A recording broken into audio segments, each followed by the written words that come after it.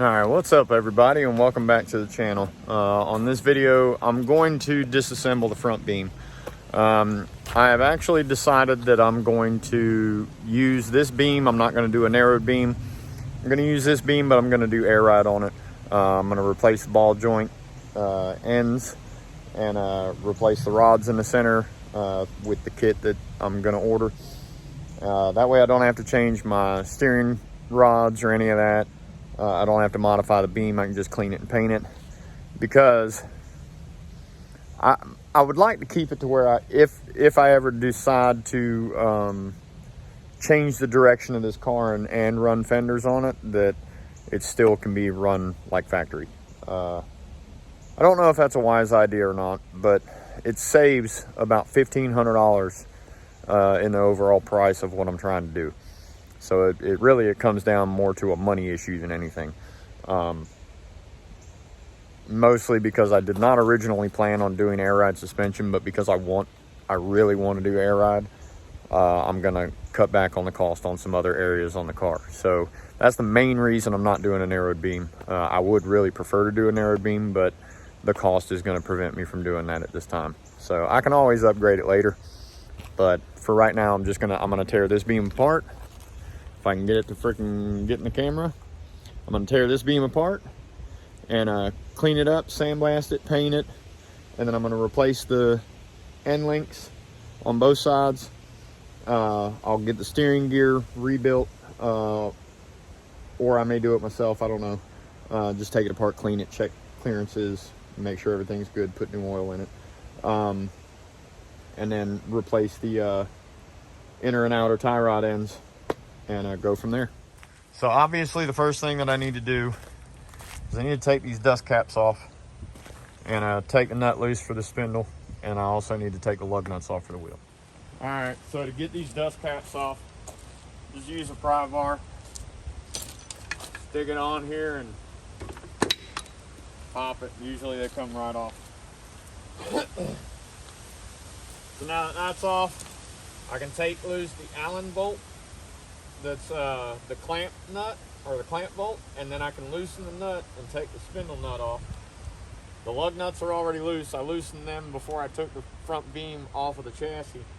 So I'll be able to take all this apart relatively quick.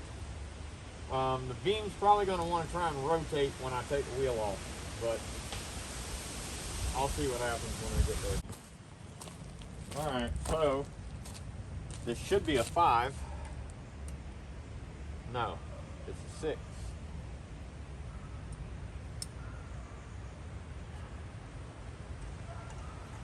Yep, it's a 6. So 6mm Allen wrench, break that clamp bolt loose.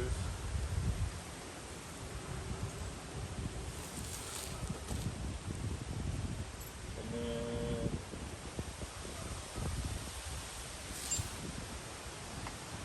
it's bigger than a 19.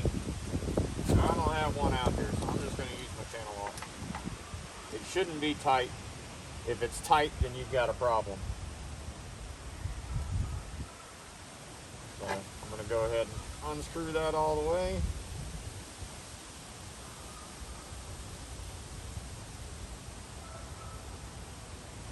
Just make sure that it comes all the way off. I'm going to screw it back on until I get the wheel off. That way I don't lose the drum. I just wanted to make sure everything was going to come off smooth before I went to taking the wheel off.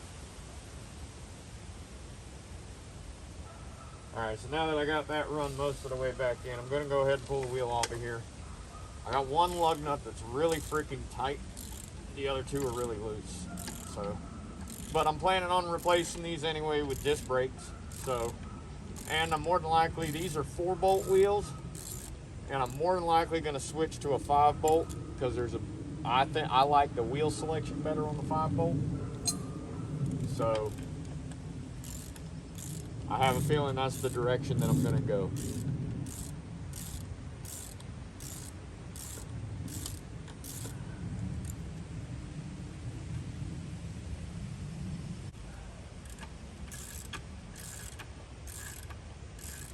Yeah, the beam's going to try and fall as soon as this comes off. Yep.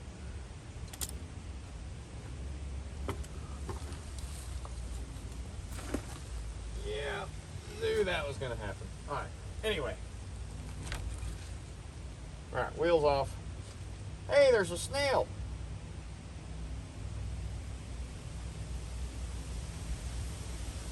A full snail with the slug and everything. We're gonna set him over here so nothing happens to him.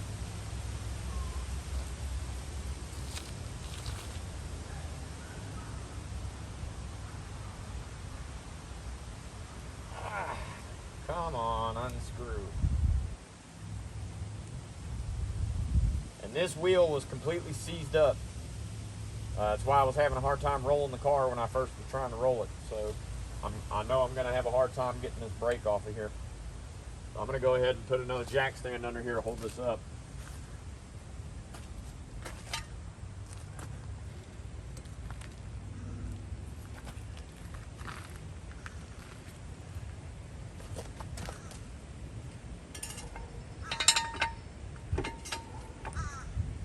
There we go.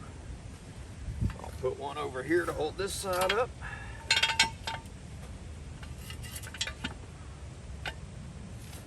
Alright, that'll work.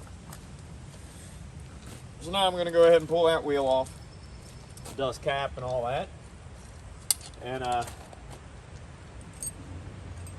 get ready to start tearing the brakes off.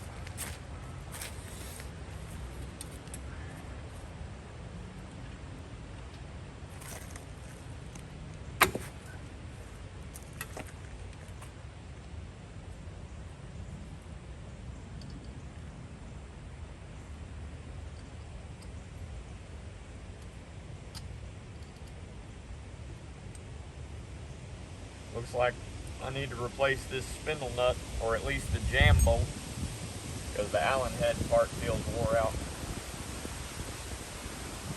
And this one is definitely stiffer than the other side.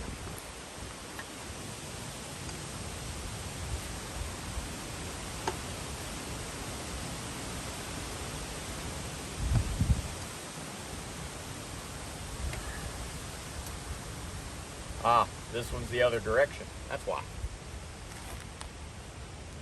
So this one's a left-hand thread. That one's a regular standard thread. This one's a left-hand thread.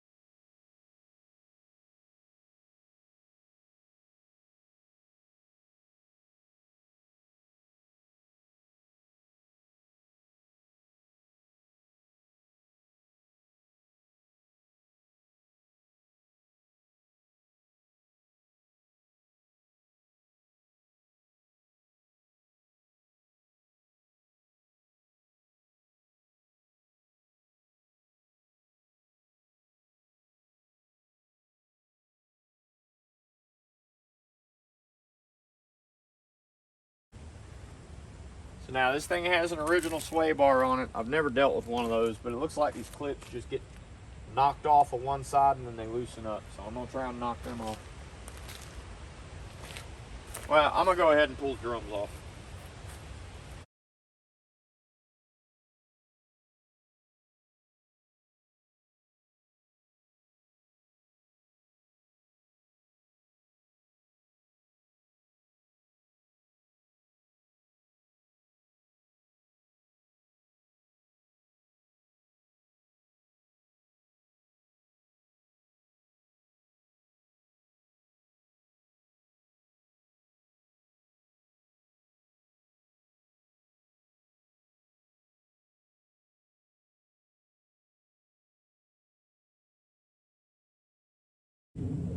Come on, bitch.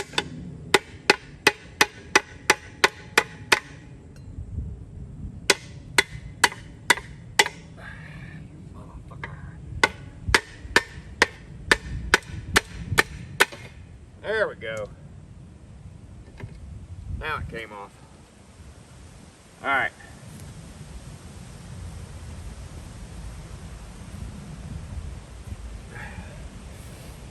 So that drum is off.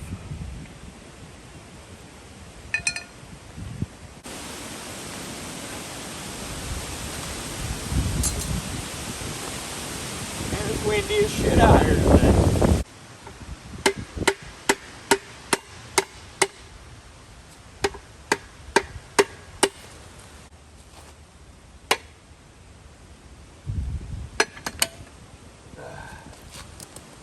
Yep.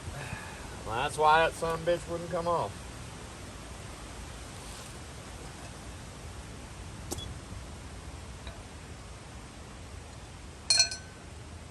All right.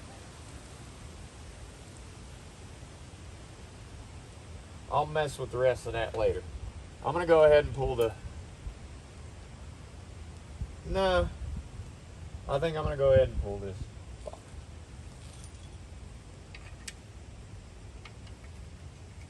Well, these brakes ain't been apart in years.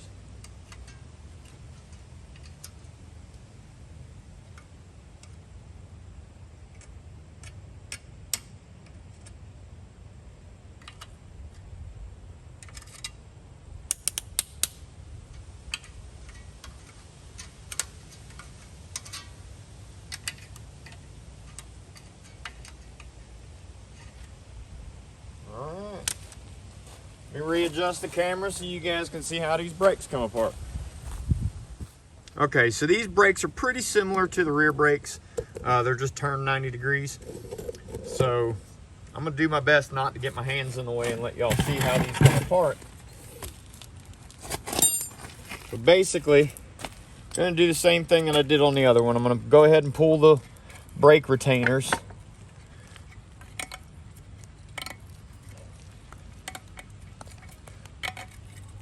Get that off of there and pull the pin if I can.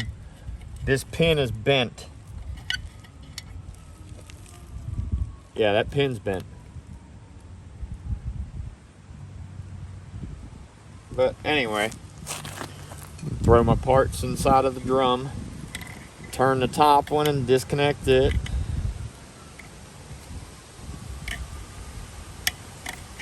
All right, there we go. Now the top one's off.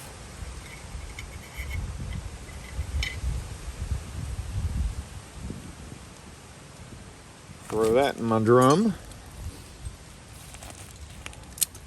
Now we're going to disconnect this one.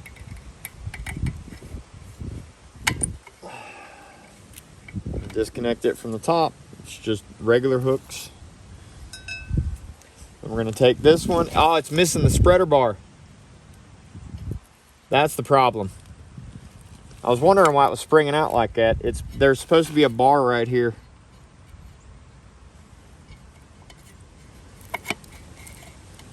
But now I can pull this. Why is it not coming out more?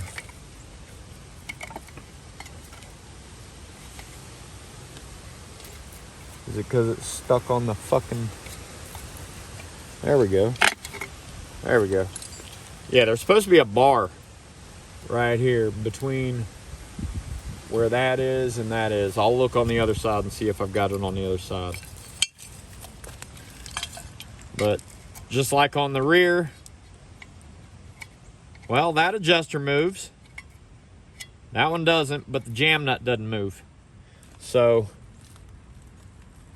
I don't know. Let's go check the other side. Well, this side doesn't have a spreader bar in it either. So maybe it doesn't require a spreader bar. I don't know. Anyway, let's go ahead and pull this one apart.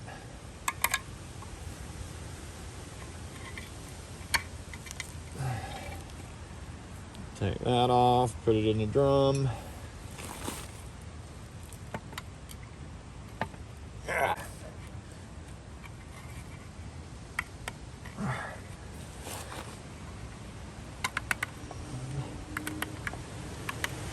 There we go. All right.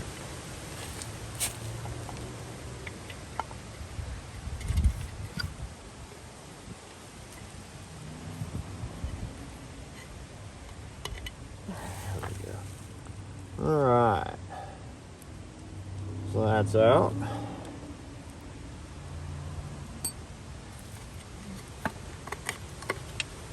I'm just gonna make it easy on myself, not even use a freaking pair of pliers. There we go. Brakes are apart.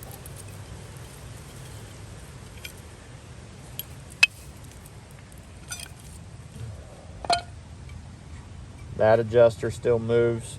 The jam nut doesn't. Well. Ooh. Yeah, that adjuster's still good. So that's the way that the rears are supposed to work. You're supposed to just be able to pull these suckers straight out. They don't want to freaking work. That one's the jam nut seized, but the adjuster still moves. But it doesn't matter because I'm not using any of that shit anyway. Disc brakes for the win. Get that shit out of my way. All right, so now I'm gonna unbolt the backing plate from the spindle. It's just gonna be these 3 bolts here. They should be 13 millimeter. Yep, they're 15. So I'm gonna go ahead and pull these 3 bolts and pull these backing plates off.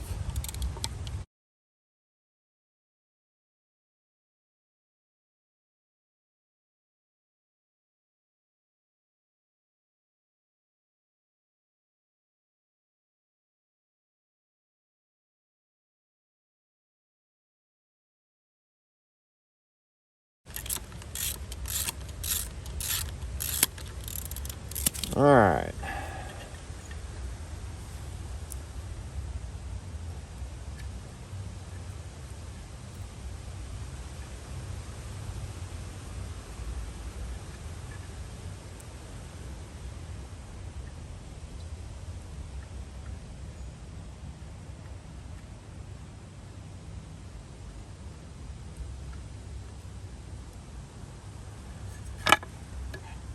And there's the backing plate. Now I'm gonna go ahead and throw these screws back in just so that I know where they go.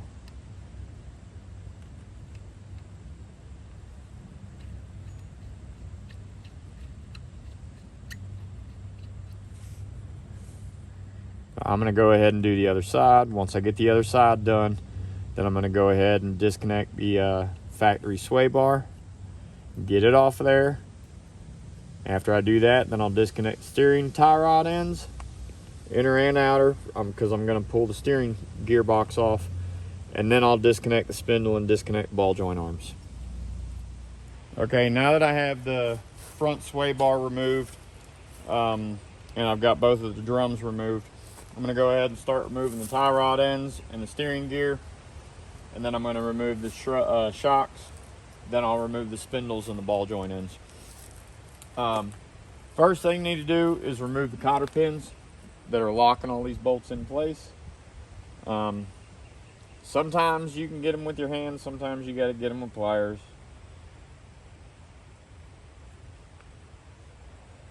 Now, I'm probably gonna have to have pliers on these because of how rusted they are.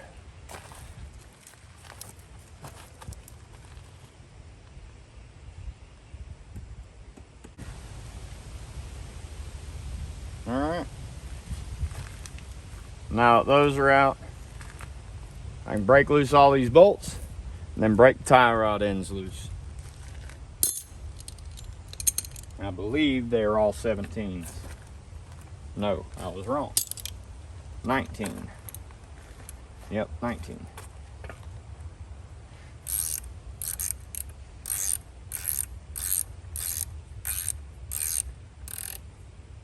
I generally run them down until they're flush. The nut with the top of the bolt. And then I'll smack the shit out of it with my sledgehammer and break it loose.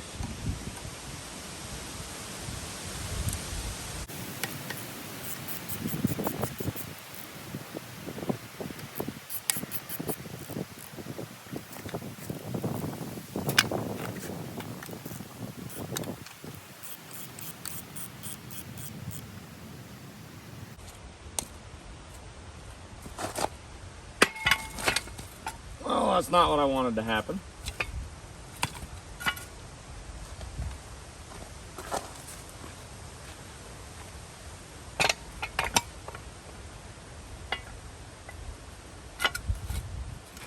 All right, there we go. That was definitely not what I wanted to happen. All right, that one's loose.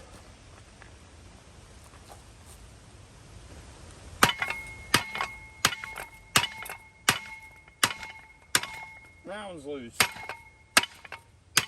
That one's loose.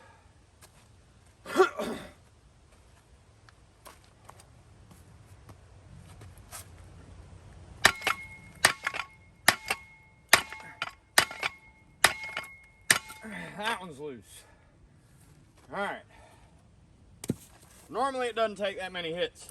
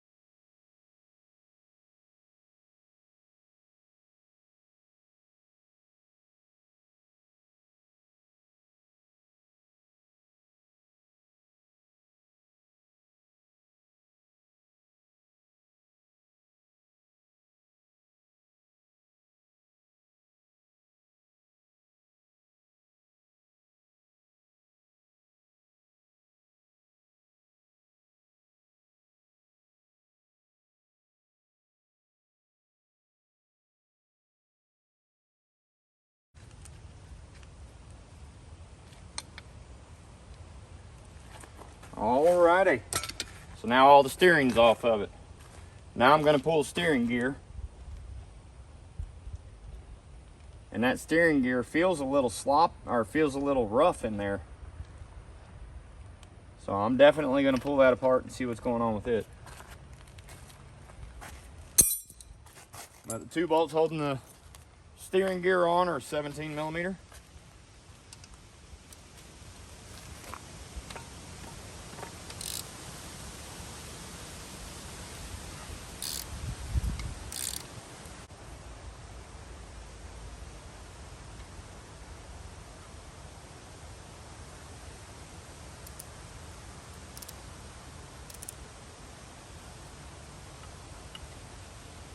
Oh, the freaking lock is still bent up on that one. So there's a lock wrapped around the head of the bolt. You have to knock that out of the way to get the wrench on there.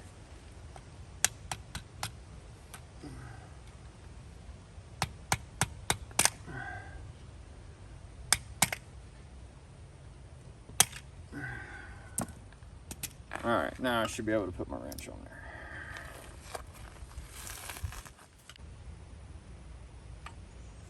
All right, there we go.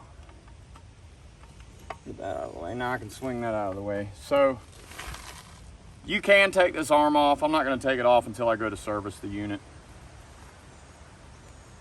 So I'll service the unit at a later date when I get all the rest of the suspension rebuilt and get the car back together. Because even if I don't service it, I can at least still bolt it on here to hold the wheel straight when I move the car. Now, what did I do with the other bolt? There it is.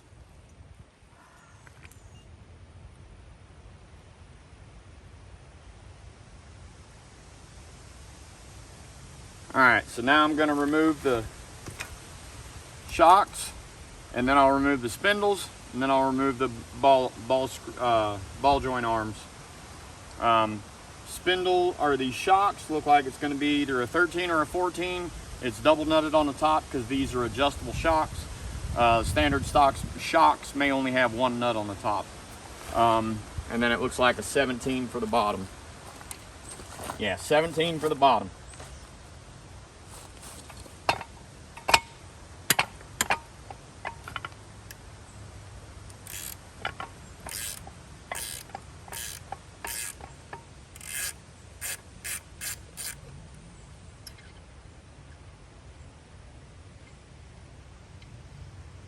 All right, I'm just gonna leave that there until I get the top broke loose.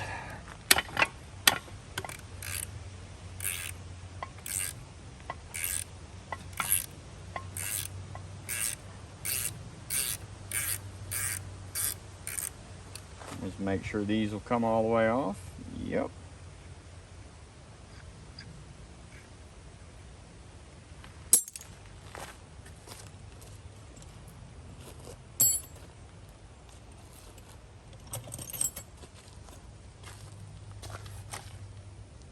And these are a 14 millimeter on my on my shocks. It may be a different size on yours.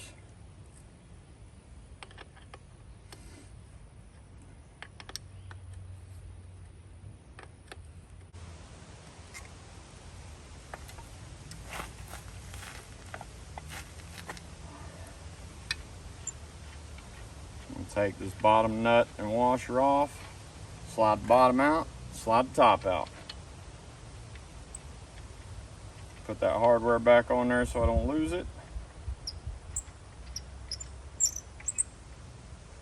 I'm gonna put all this hardware back up here so I don't lose it.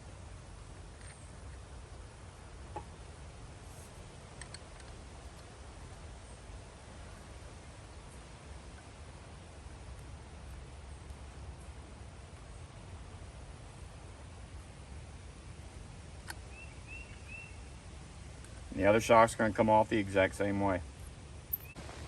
Okay, I didn't realize that my camera had died earlier when I was taking the spindles off. So, take the spindles off, 19 millimeter nut here and here. This piece right here is what adjusts your camber. You can knock it off of here. If you're replacing your ball joint, you need to, because you have to reuse it in the spindle.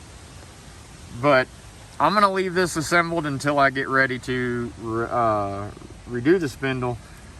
And you can see it's got a bigger bore on the top. But I think I'm gonna do, or I know I'm doing drop spindles. So, and I'm probably gonna wind up buying a new one of these anyway. But we'll see when I get to that point. But you just take those bolts off, hit it with a hammer here, and it'll knock it loose here, and then hit it with, then I held the spindle right here, pulling on it while I hit with a hammer right here, and just drove it off there, and it came right off both sides. So now that those are off, now I'm gonna loosen this nut and screw, and this nut and screw, and then on the driver's side, it's on the top. So this nut and screw, and this nut and screw. And then I'm also going to loosen that nut and screw, and that nut and screw. And I'm gonna take the whole thing apart. Okay, now that I have all the grub screws loose, I'm gonna go ahead and remove them. Or I'm gonna remove that one and take this one off. There we go, that one's out. I'm gonna go ahead and screw that grub screw back in.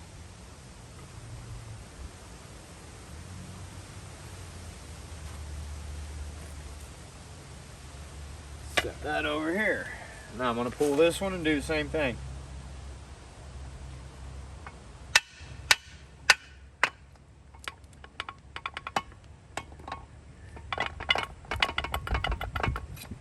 All right, there we go. That one's out. Now I did not loosen the center grub screws yet. They're still tight. I was hoping they would hold the plates in place. So now I should be able to do the same thing to these two.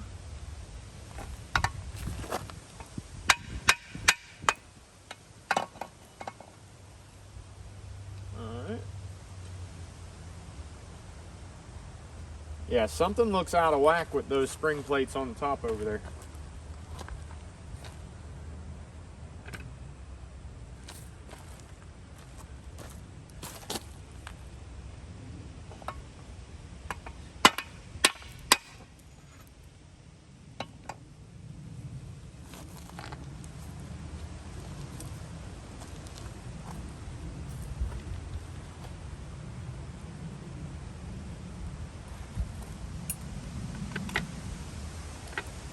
Alright, now the only thing left is to pull the spring plates out, and then I'll be ready to sandblast it and clean it and paint it. Okay, so this is pretty important. 3 of the spring blocks that go into the front are broken. There's the remaining pieces. So just wanted to show you that. All right, so that's the complete disassembly of the front beam. That's the complete disassembly of the front beam. So I'm gonna go ahead and move all these parts down into my basement, get ready to clean them, and get the beam blasted and everything like that. Now, I'm being told that the rear suspension, the rear air ride suspension, will be ordered either today or tomorrow. So once that's ordered, it'll be here 7 to 10 days later, and I'll start assembly of the rear suspension so that I can start mocking up the rear air suspension and get it all squared away, and then hopefully be able to have the front air ride ordered relatively quick, and get the new ball joints for the front of the beam, and get all that ready to go, and hopefully be able to put the whole air ride suspension together on the chassis, completely painted, finished, everything.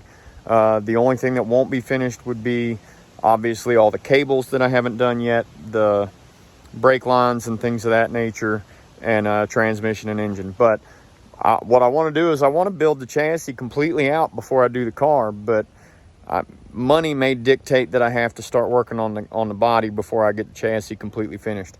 So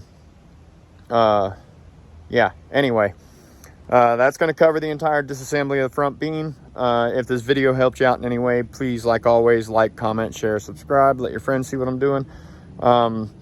Hopefully the next video will be me reassembling the front beam, or doing the rear suspension, the rear air ride suspension, putting the beam back, putting the trailing arms back on, putting the new urethane bushings and everything in there, and then figuring out the geometry of the air ride suspension and getting it all tack welded in place. And now the instructions for the rear airbags say that not to weld it with a 110 volt welder. So what I'll probably do is tack it with my welder, and then see if I can use my brother-in-law's 220 volt welder that he's got up at his shop to burn it in. I'll do all the test fitting here, and then when I get it squared up and where I want it, then I'll take it up to his shop and weld it in. That way I get a good solid burn.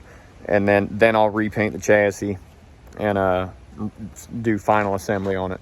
But that's my goal anyway. That may change based on money, based on parts. There's a lot of factors that are going into this. So if that's not the case, then it'll be me starting to tear apart the body, getting the all the electronics out of it, taking the hood off, deck lid, taking the doors off, any remaining interior, removing the glass, all that kind of stuff. So we'll see where it goes, but that's my projected plan anyway, is to get the beam sandblasted, painted, completely rebuilt, ready to rock and roll. I may even do rebuilding the steering gear, and then blasting and painting the chassis, or the beam. I don't know. We'll figure it out. But I don't know if I'm going to go with air-cooled big brakes that they sell, or if I'm going to go with a disc brake kit off of J-Bugs. I've been looking at both. It looks like the J-Bugs offers a pretty straightforward kit that a lot of people are using. So I'm kind of leaning towards that, just because there's so much more of them out in existence. But I could be wrong. But the air-cooled brakes look really good, but they're also a little bit more expensive than doing the J-Bugs route. So that may be the other factor that makes me go the J-Bugs route. Because this car is going to wind up being very expensive if I keep going the way that I'm going, and I don't need to do that. So trying to watch how much money I'm spending. So I'm going to do things a little bit differently than what I had originally anticipated, but it's going to be pretty thorough. So I hope y'all enjoy the build. Keep continuing to check it out, and I'll catch you in the next video. Have a great one.